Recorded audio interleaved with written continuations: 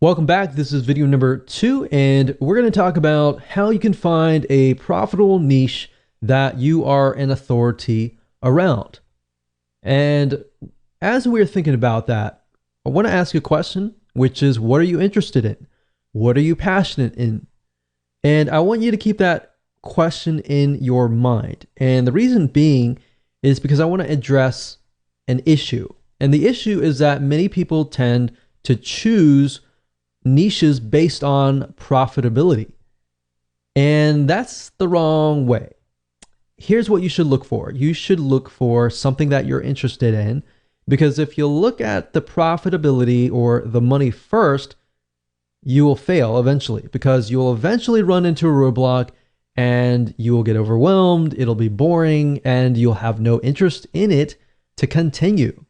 And another thing is, you won't look like you really know what you're talking about. So start with your passion. And the great thing about that is that people will trust you. They will begin to see that you're passionate about it.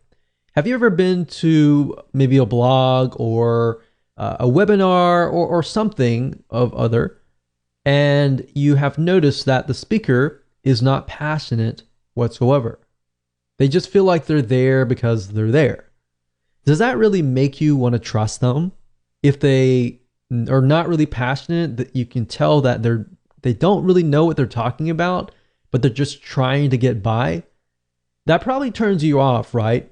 Well, same goes here. You don't want to portray that in any way. What I'm trying to get here is that you want to portray yourself as the expert. And to do that, you need to be passionate about the niche. So over time, like I said, things will get boring and you will lose sight. And once you've lost sight, that is the beginning of failure. So what I'm trying to do is I'm trying to set you up for success. Now, here's an example here. A while ago, I considered a niche called scrapbooking.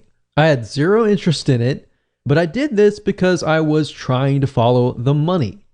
What happened was it flopped. It died.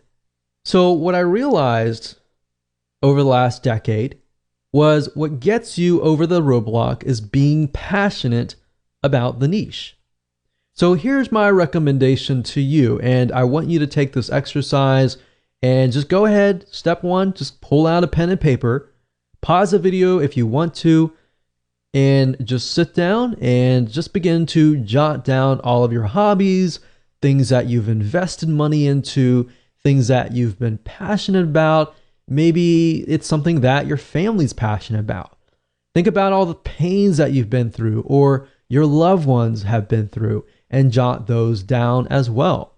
Because let's be honest, if it's a pain, you've probably done enough research about it to know the advantages and disadvantages of certain solutions and all of that. So let's say, for example, you have had a kidney stone.